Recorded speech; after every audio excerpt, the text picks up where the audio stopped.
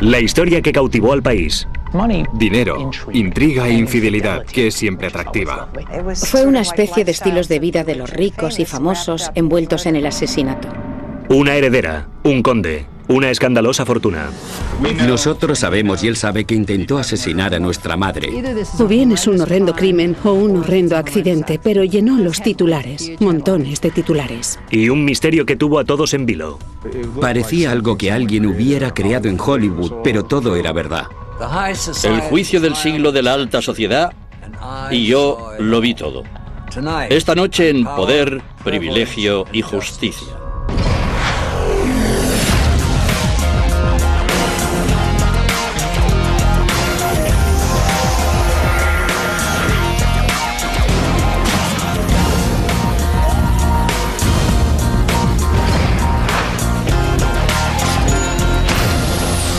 Crímenes imperfectos, ricos y famosos. El asunto Von Bülow.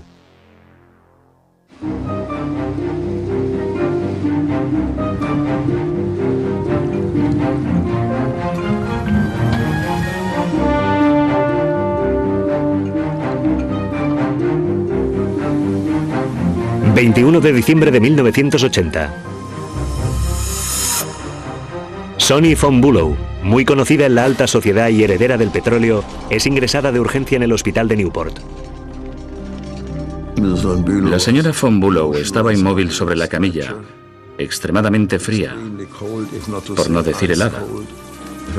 Su pulso era muy lento, estaba comatosa y en un grave estado de salud. Los médicos encuentran residuos de sedantes, pero no en suficiente cantidad como para causar un coma. Si los barbitúricos habían sido los responsables, yo habría esperado un nivel mucho más alto. Pero hay algo más en el informe toxicológico de la heredera. La señora Von Bülow tenía una considerable cantidad de insulina en su cuerpo. Le hicieron toda una serie de pruebas. La cuestión era si había ingerido una insulina que le había provocado el coma o si había otros motivos para que la insulina fuera demasiado alta. Después el personal estudia el historial médico de la señora Von Bülow. Descubren que este no ha sido su primer viaje a urgencias. La señora Von Bülow había sido hospitalizada un año antes en estado de coma y había tenido una buena recuperación.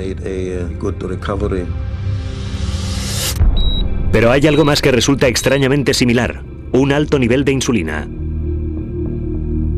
Su marido, el conde Klaus Von Bülow, cuenta a los doctores que su esposa empezó a sentirse mal la noche anterior. No se había encontrado bien la noche antes, se había acostado y a la mañana siguiente Klaus se había levantado para salir a pasear a los perros y había abandonado la habitación muy temprano. A su regreso se dio cuenta de que Sonny no había bajado a desayunar.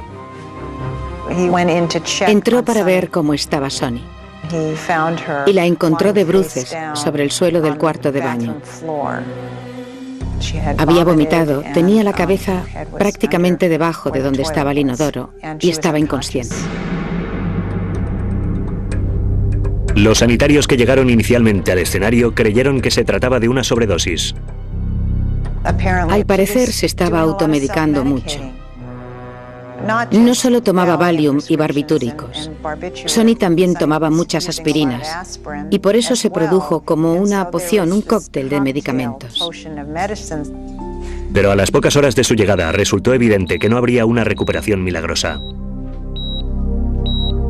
La examiné repetidas veces. Se trataba de un grave estado de coma prolongado. Era dudoso que recuperase la consciencia.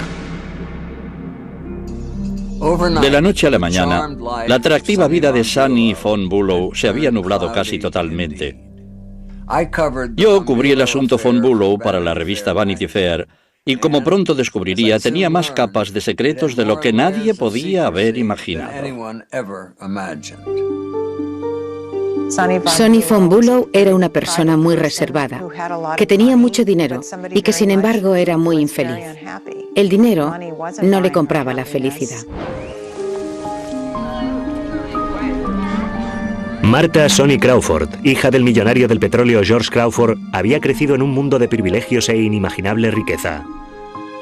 Ella estaba muy acostumbrada a tener más dinero que la mayoría de gente que le rodeaba. No le producía ningún sentimiento de culpabilidad el ser enormemente rica.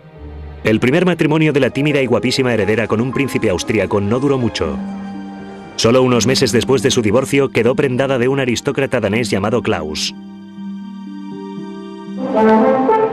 Ahora vamos a ver a un veterano realizando el recorrido. Se trata del conde Klaus Bülow de Dinamarca, que se coloca las protecciones en codos y rodillas. El juez da la luz verde. Se coloca en el trineo y se lanza pista abajo. Klaus era increíblemente encantador, muy culto y un seductor. Nació llamándose Klaus Cecil Borberg, pero su padre colaboró con los nazis y fue a parar a la cárcel después de la Segunda Guerra Mundial. Y Klaus tomó el apellido de soltera de su madre, Bülow. Primero se hacía llamar de Bülow y después lo cambió a von Bülow. No tenía dinero y su madre tampoco lo tenía. Pertenecían a la burguesía venida menos, pero poseía sus antecedentes aristocráticos y se movía en círculos elegantes. Tras enamorarse de Sonny, Klaus abandonó los salones europeos y se trasladó a Nueva York. Había estado casada con un tipo de caballero bien parecido y gallardo, pero una especie de parásito, y creo que quizá von Bülow la hacía sentir bien consigo misma. La pareja se casó y Klaus pasó a ser rápidamente una figura paterna para los hijos del primer matrimonio de Sonny, el príncipe Alexander y la princesa Annie Laurie, apodada Ala. Alexander y Ala, sus hijastros, le adoraban. Creo que era muy buen compañero para Sonny y muy buen padre para los niños. La pareja también tuvo una hija propia, Cosima. La familia dividía su tiempo entre un apartamento en la Quinta Avenida de Nueva York y Clarendon Court, una mansión de 20 habitaciones junto al mar en la avenida Bellevue de Newport. La avenida Bellevue de Newport es conocida como la hilera de mansiones. Allí es donde tenían su casa los Vanderbilt y los Astor. Yo nací y crecí en Newport y pasaba en coche todos los días frente a Clarendon Court, la finca de los von Bülow, en la avenida Bellevue. Estaba detrás de una preciosa verja de hierro forjado negro. Sonny y Klaus se rodearon de espectaculares obras de arte del siglo XVIII. Muebles Chippendale y candelabros de cristal Waterford.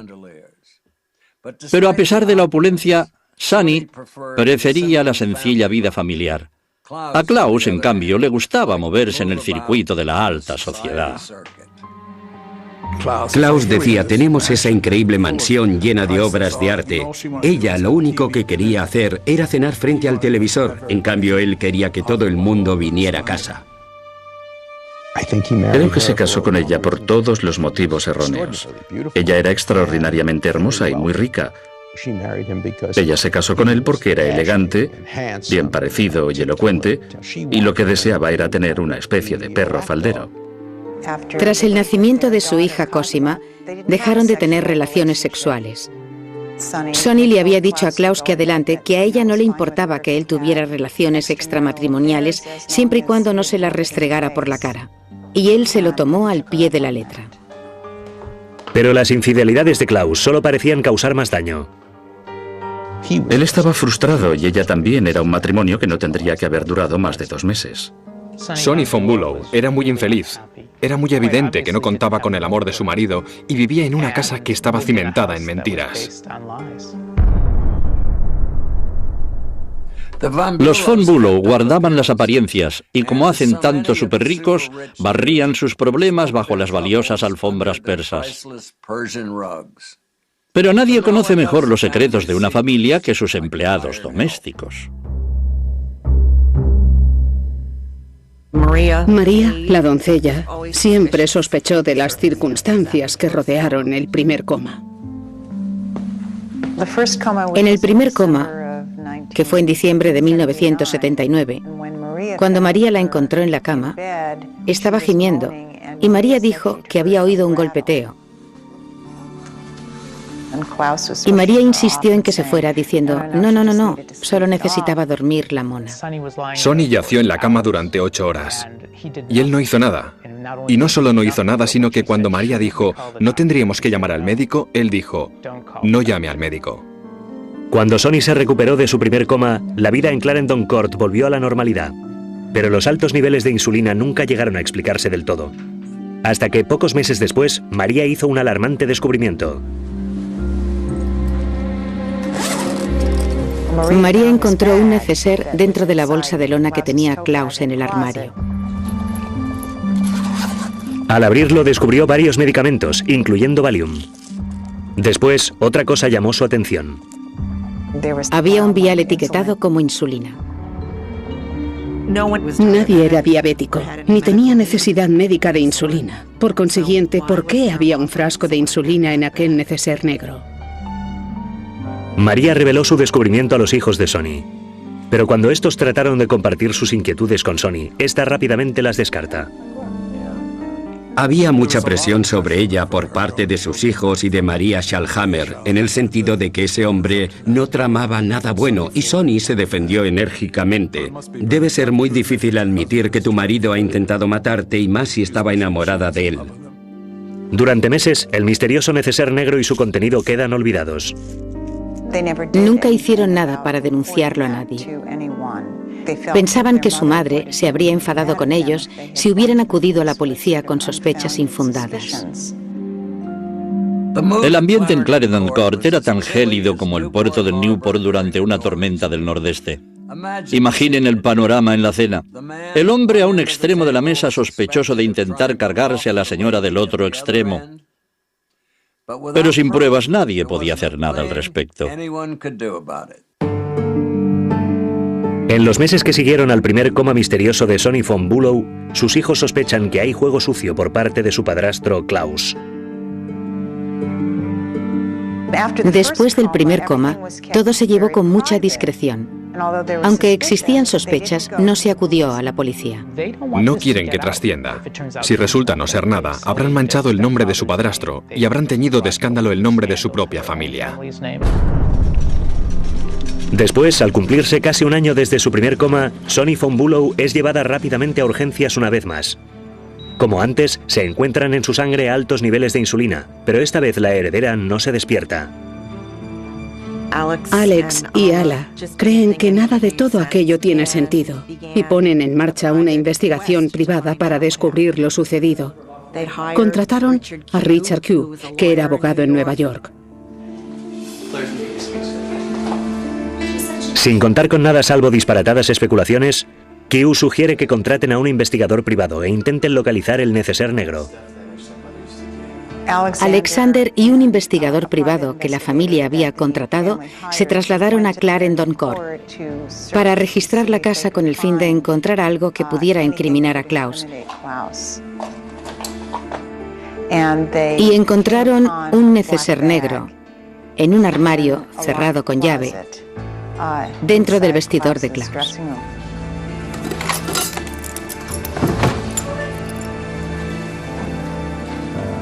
El vial de insulina ha desaparecido, pero en su lugar hay algo aún más siniestro.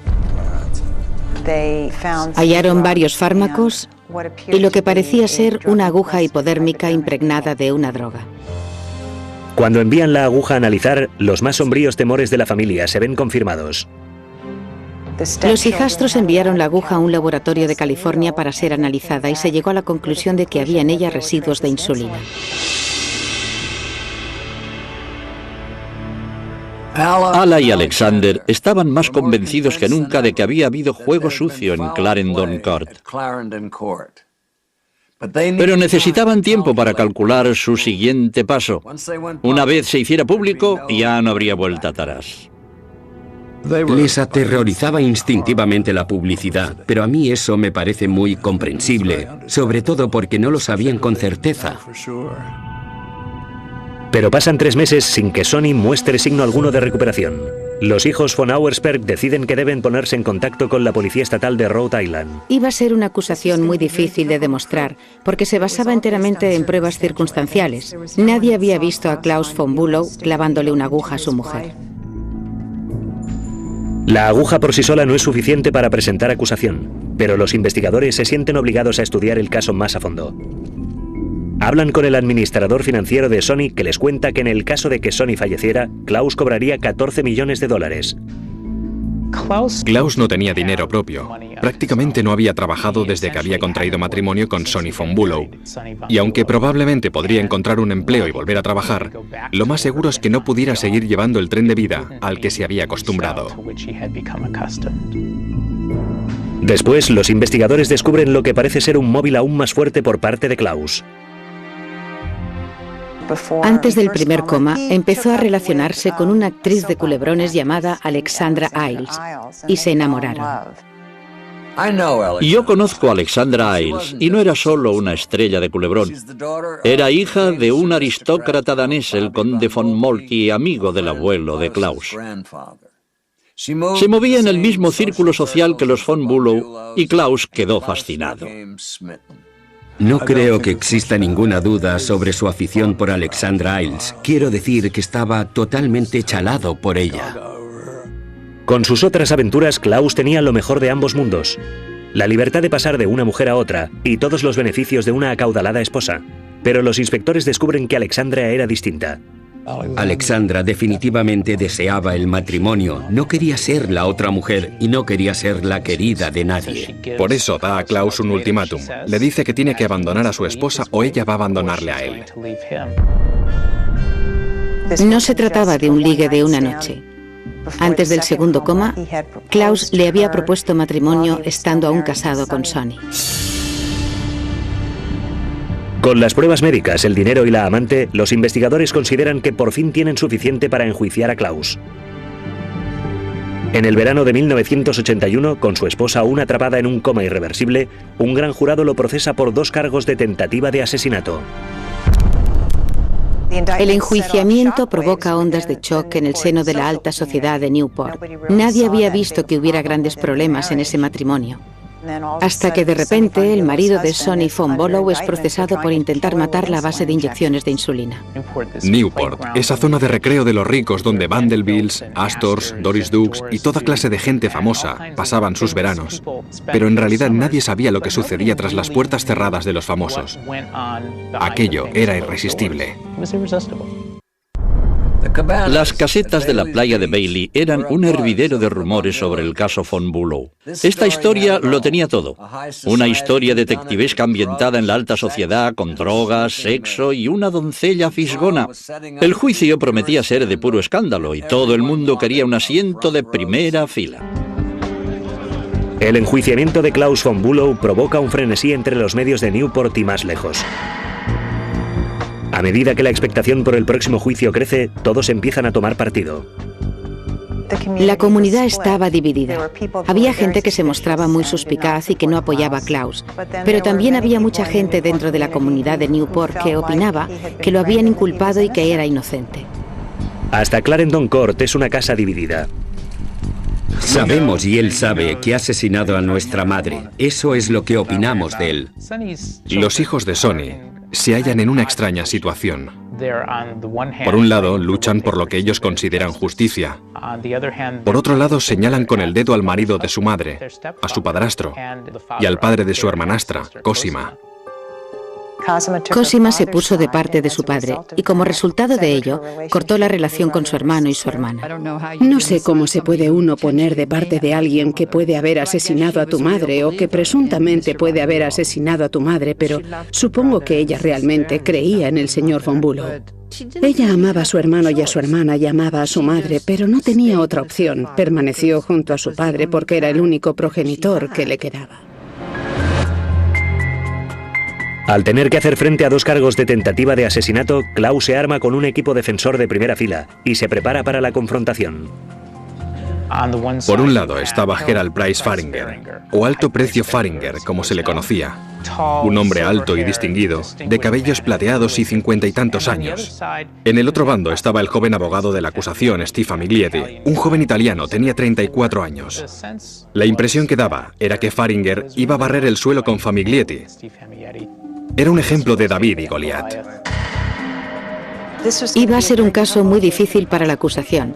Siempre es difícil ganar un caso basado en pruebas circunstanciales y particularmente en esa situación en la que la persona no tenía antecedentes penales y que gozaba de gran estima entre la gente de Newport. La ciudad estaba atestada de reporteros y cámaras de los noticiarios de todo el país. Todas las mañanas las mansiones de Bellevue se vaciaban cuando los residentes acudían al Palacio de Justicia, donde, por $1 o $2, los niños del lugar les guardaban el sitio en la cola.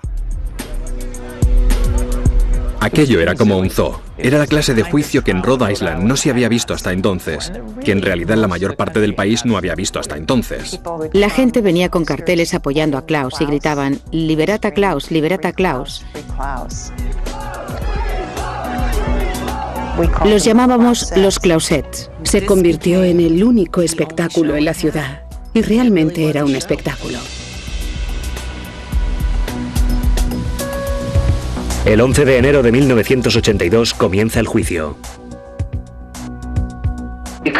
El hecho que les voy a relatar, damas y caballeros, tal como demostrará el Estado, es un intento clandestino, sutil e ingenioso por parte del marido, Klaus von Bülow, de poner fin a su vida, de asesinarla inyectándole secretamente una droga llamada insulina. Los fiscales llamaron a la doncella de confianza de Sonny, María, que relata ante una sala repleta la indiferencia de Klaus ante el primer coma de Sonny. Cuando le propuso al señor von Bülow llamar a un médico, llamar a su madre, ¿qué respondió él? El señor von Bülow respondió que no había dormido la noche anterior y que debía dejarla dormir.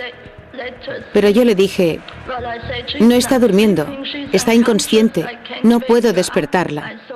Pensé que en cualquier momento dejaría de respirar. La acusación mantiene que Klaus indujo los 2 comas de Sonny. Según la teoría de la acusación, inyecta a su esposa insulina. En el último momento se arrepiente y llama al médico. Y un año después dice: «¿Qué diablos?», y lleva su plan hasta el final. El móvil, tal como lo presenta la acusación en el primer juicio, es el dinero.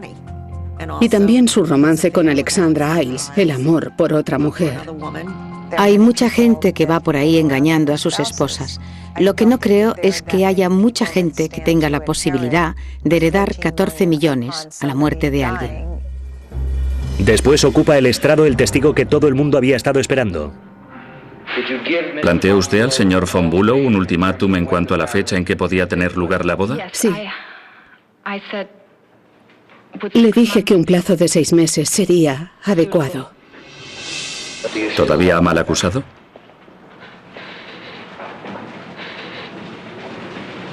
No lo sé.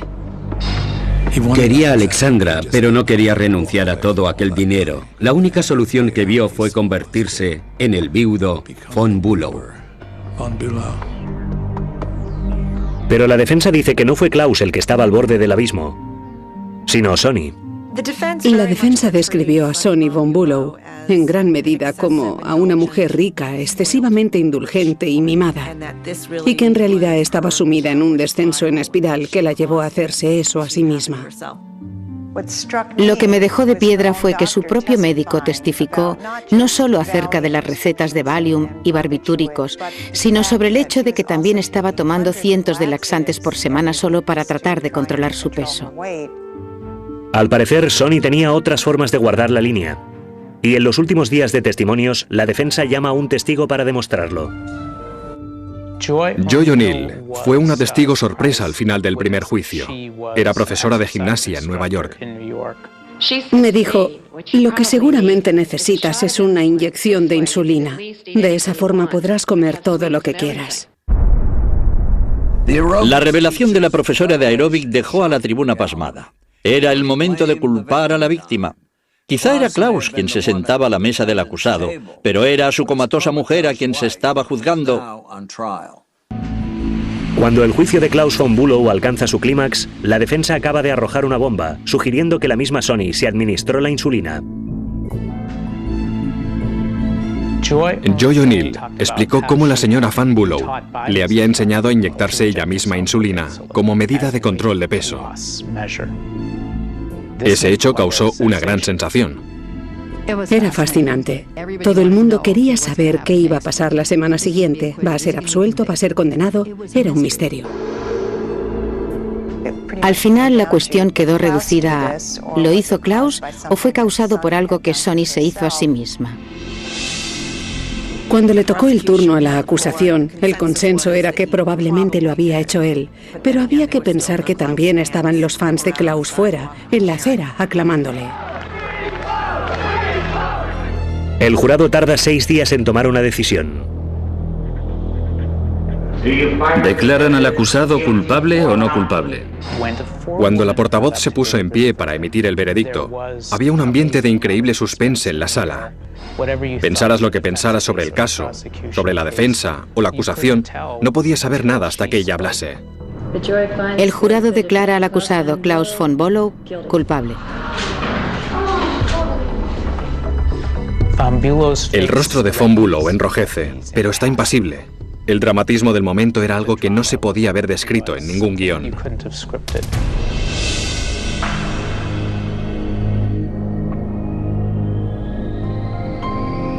El magistrado del juicio dictaminó que von Bülow podía seguir en libertad siempre que depositase una fianza de $1 millón. Su esposa permanece en estado de coma en un hospital de Nueva York y los médicos aseguran que no hay recuperación. Se diría que tras salir bajo fianza, von Bülow se ocultaría en el apartamento de Sonny en la Quinta Avenida, pero Klaus pasó a ser el criminal favorito de la alta sociedad de Manhattan. Yo solía verle en eventos de buen tono en toda Nueva York. Desde luego no se comportaba como alguien al que esperaban 30 años de cárcel. Era el día 1 de abril. Sonó el teléfono y un hombre con acento británico trató de engañarme para que creyera que era von Bülow. Y yo le dije, ¿quién es usted en realidad? Y él dijo, no, soy Klaus von Bülow. Me preguntó si me plantearía presentar una apelación. Dershowitz, profesor en Harvard y experto en Derecho Constitucional, le había sido recomendado a von Bülow por un amigo común. A lo que le contesté, si acepto un caso como este, empiezo desde cero. Y si usted es culpable, sin duda alguna lo descubriré, porque exploraré este caso de principio a fin. Y él me dijo, bien. Y fui hasta Nueva York para reunirme con él. Me dio la impresión de ser un hombre bastante distante y elitista. Y mi reacción inicial fue de desagrado. Pero eso me pasa con la mayoría de mis clientes. Pero a Dershowitz el caso le parece más atractivo que el cliente y rápidamente reúne a un Dream Team de abogados, expertos y estudiantes de derecho. Muy pronto me convencí de que en aquel caso había mucho más de lo que se veía a simple vista. El equipo empieza abordando la prueba más incriminatoria, la aguja impregnada de insulina. La prueba médica presentada en el primer juicio era un fraude, y los abogados de la defensa no tenían ni idea de cómo tratar un caso médico, y sencillamente dejaron incontestadas varias de las peores pruebas médicas imaginables. Cuando se ha inyectado con una aguja, la piel actúa como una torunda y la aguja penetra y el líquido es empujado hacia la parte superior de la aguja. Por otro lado, si la aguja se moja, el líquido queda incrustado en la parte inferior de la aguja. Al parecer, la aguja, pieza central del caso de la acusación, fue mojada, pero nunca usada para administrar una inyección. Tras meses de preparación, Dershowitz y su equipo instan al Tribunal Supremo de Rhode Island a revocar el veredicto del jurado. Pedimos a este tribunal que revoque esta condena. Un nuevo juicio con pleno acceso a toda la información disponible en el que se pueda oír toda la verdad y no una versión editada por partes interesadas. En abril de 1984, 2 años después de la condena de von Bülow, el Tribunal Supremo de Rhode Island emite su decisión. Hoy el Tribunal Supremo de Rhode Island ha revocado la condena de von Bülow por un tecnicismo. Estoy muy agradecido porque la decisión del tribunal me va a permitir demostrar mi inocencia. Esa apelación fue una enorme sorpresa, una gran conmoción. Nadie la esperaba. Creímos que más o menos este caso iba a ser una repetición. Habíamos oído a los testigos. Sabíamos lo que tenían que decir. Sabíamos quiénes eran. ¿Qué podía ser tan diferente? Si alguien podía evitar que el segundo juicio de von Bülow se convirtiera en un refrito previsible, era el equipo de nuevos abogados que tenía Klaus ahora en nómina. Su primer paso fue cambiar el escenario de Newport a Providence. Daba igual dónde fuera, mis maletas estaban preparadas. No pensaba perderme este juicio por nada del mundo.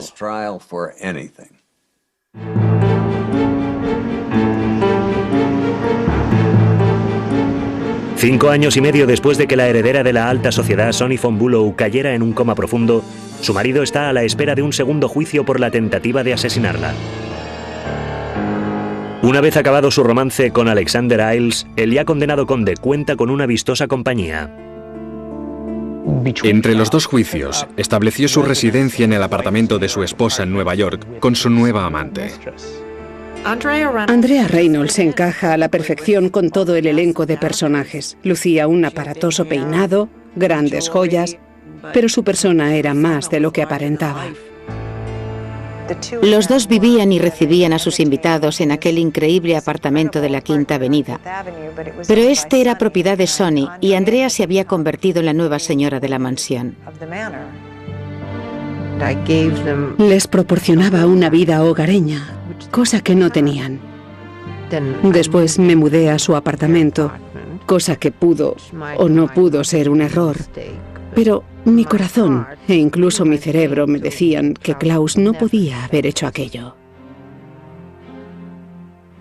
Más avanzado el juicio, asistí a una comida en el apartamento de Sonny con Klaus y Andrea como anfitriones y para colmo con mayordomos llevando guantes blancos. Fue bonito, pero inquietante. Nosotros allí comiendo con la porcelana y el cristal de Sonny y ella yaciendo aún en coma. En un artículo sugerí que Andrea quizá llevase las joyas de Sonny. En un momento dado, Andrea me llevó al dormitorio de Sonny, extendió sus joyas y me dijo que las suyas eran tan buenas como las de Sonny.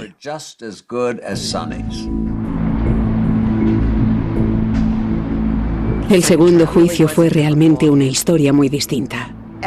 A pesar de que el juicio en Newport había sido muy importante, este iba a serlo aún más. Jamás habría esperado todo aquel frenesí. El frenesí mediático con el que me encontré. Todo era noticia. Cosas totalmente absurdas. Ah, lleva puesto un anillo. ¿Se lo ha regalado Klaus? ¿Sabe? No, me lo regaló mi madre. El caso Von Bülow se parece mucho a todos los demás casos en que hay mucha publicidad, solo que multiplicado por 10 o por 15. Hasta salieron artículos en Vogue sobre él. El Dream Team de ensueño de Von Bülow empieza con una renovación. La defensa intentaba cambiar la imagen de Klaus, presentándolo como una persona más humana, más paternal y afectuoso. Los trajes de director de pompas fúnebres fueron sustituidos por chaquetas de cheviot y pantalones de franela, y mostraban una sonrisa mucho más expresiva. Parecía muy siniestro durante el primer juicio. Y es una de las personas más simpáticas y agradables que he conocido. Mientras los abogados empiezan a librar su batalla en el tribunal, Klaus está ocupado comiendo con la prensa y ganándosela. Tomé la decisión de permitirle ser más accesible. Hicimos un buen número de entrevistas con reporteros de televisión. Había una tremenda repercusión. No existe infidelidad si existe connivencia. Siempre que no entrara en su jardín trasero. Cosa que no hice. Me refiero a que no tuve aventuras con sus amigas. Aquel hombre era algo serio. Me ignoró durante gran parte del juicio. Mi habitación en el Biltmore de Providence estaba en la misma planta que la suite de Klaus y Andrea. Un día nos cruzamos en el pasillo y Andrea me invitó a entrar. Klaus se volvió hacia ella y dijo: «Me temo que el señor Dune no es de los amigos que están de nuestra parte». La acusación solicitó ver el, entre comillas, escenario del crimen y todo el mundo se trasladó de Providence a Newport y llegamos a Clarendon Court y aquello era como un plato de Hollywood. Había cámaras de cine y gente utilizando esas grúas, cientos y cientos de personas observándonos entrar y salir. Klaus llevaba muchos años sin pisar Clarendon Court y cuando entramos había allí dos grandes perros de la familia que estaban en la habitación las fatídicas noches de los 2 comas. La gente decía con frecuencia, si esos perros pudieran hablar de una forma u otra, no habría juicio. Cuando Klaus vio a los perros se emocionó, se puso a llorar. Yo me volví y le dije, ¿qué le ocurre? Si uno de esos perros le mordiera se acabaría todo aquí. Después de la gran visita, el circo regresa a Providence. La acusación tiene la confianza de que se impondrá. El caso del Estado era formidable. Las pruebas, cuando empecé a ocuparme del caso, parecían como una montaña que iba a resultar dificilísima de escalar. Creo que realmente creían que íbamos a tener el mismo juicio, con el mismo resultado. La investigación del Estado en el primer juicio se basa en gran medida en pruebas proporcionadas por el investigador, que los hijos habían contratado. Se centra en el neceser negro, en la insulina. Pero la defensa dice que la costra que recubre la parte externa de la aguja demuestra que fue sumergida, pero nunca inyectada. La pregunta que planteamos fue, ¿hubo una inyección de insulina? Si lográbamos fomentar serias dudas sobre si la insulina tuvo que ver, todo lo demás desaparecería. La aguja, dice la defensa, tenía que haber sido dejada allí. La narrativa coherente del caso era que los hijos, que honestamente, en lo más profundo de su ser, creían que Klaus von Bülow era culpable, lo inculparon. Creían que estaban inculpando a un hombre culpable. Y resulta que inculparon a un hombre inocente. Pero, ¿cómo dio la heredera positivo 2 veces en insulina? Los análisis, según los defensores, eran erróneos. Enviamos parte de los mismos materiales al mismo laboratorio e hicimos que se volvieran a analizar. Los resultados fueron distintos. El laboratorio falló. Dijeron que era positivo en insulina, pero no lo era. Era inconcluyente. En el segundo juicio, el foco de atención, en lugar de centrarse en Klaus y Sonny von Bülow, se centró en juzgar a un laboratorio médico y en si habían metido la pata en los análisis. Sin una relación clara entre los comas de Sonny y la insulina, las pruebas médicas del Estado pierden pie con el jurado y la tribuna. La defensa básicamente nubló el tema de la inyección de insulina. En el momento en el que se crea una duda al respecto, deja de haber una víctima. Por consiguiente, todos los elementos de la línea argumental de la acusación empiezan a venirse abajo. Si no hubo inyección, no hubo crimen y lo demás no importa.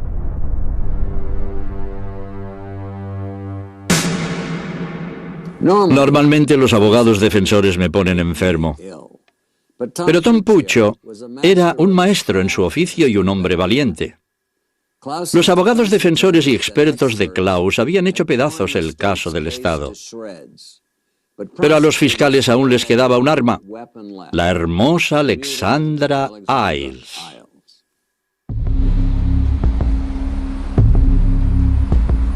Enfrentado a la defensa multimillonaria de Klaus von Bülow, el caso del Estado empieza a desangrarse.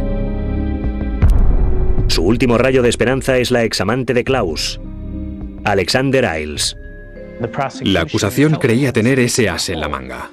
En el primer juicio, Alexandra Iles causó muy mala impresión porque resultaba muy evidente que estaba de su parte y que trataba de ayudarle. Cuando eso ocurre, creo que el jurado considera que ella está ocultando algo o que él es culpable. Pero la amante de pelo color azabache se niega a encararse de nuevo a su examante.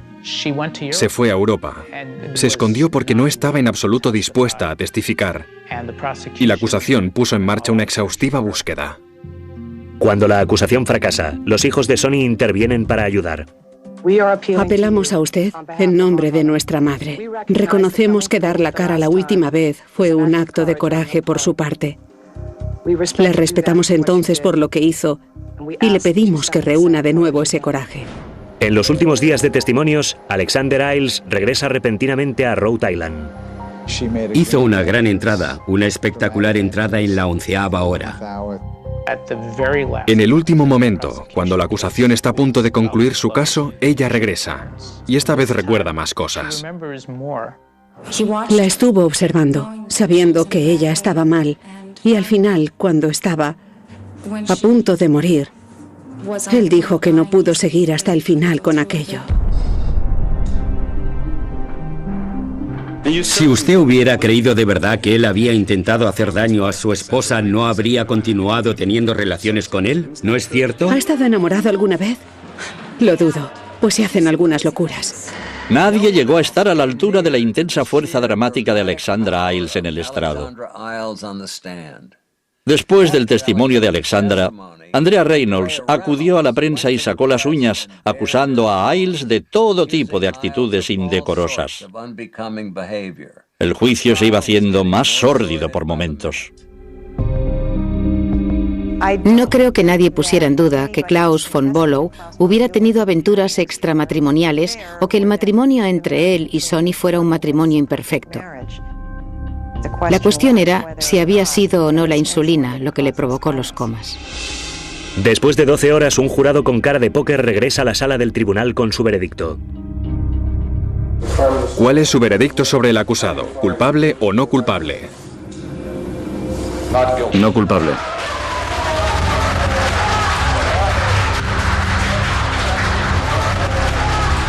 El veredicto nos causó euforia. Fue el primer momento, desde el día en que le conocí, en que era totalmente libre. ¿Qué piensa hacer ahora? Dejar de fumar. Entonces sí que sonreía de verdad e incluso creí ver 1 o 2 lágrimas. Veía su futuro. Para la familia de Sonny es un final devastador. Ni Klaus von Bülow ni el veredicto del jurado pueden borrar lo que fue en nuestra madre. Klaus von Bülow solo ha logrado privar a nuestra madre de una vida con sentido y ha salido impune de ello. Mientras Klaus abandona Rhode Island como un hombre libre, una nube de sospecha sigue cerniéndose sobre Clarendon Court. Creo que todavía existe una gran división sobre si Klaus von Bülow trató de matar a su heredera esposa con inyecciones de insulina. Y mucha gente está convencida de que lo hizo. Y también creo que mucha otra gente opina que es un hombre muy decente, que se vio atrapado en unas circunstancias que no podía controlar. A mí me pareció que el jurado se había equivocado. No sé, creo que Klaus se creía por encima de toda sospecha, solo por su finura y sus trajes de corte londinense. O bien fue un horrendo crimen o un horrendo accidente y supongo que nunca lo sabremos. Tanto si Klaus von Bülow fue el responsable como si no, una mujer está en coma y no se ha despertado, y hace ya más de 25 años que no forma parte de su familia. Durante los primeros 15 años, Ala y Alexander visitaron a Sonny con regularidad y se ocuparon de que todas las semanas le arreglaran el pelo y las uñas. Ellos y los nietos de Sonny continúan visitándola en la residencia privada de la ciudad de Nueva York, donde ha permanecido hasta la fecha yaciendo en estado de coma. Actualmente, Klaus vive en Londres, donde coincidí con él en una fiesta el otoño pasado. Nos miramos fijamente durante varios minutos. Ninguno de los dos sabía qué decir. Fue él quien apartó primero la mirada. Ala y Alexander, entre tanto, han convertido una descorazonadora tragedia en una causa, creando el Centro Nacional para Víctimas de Crímenes. Dominic Dune, para la Televisión Judicial.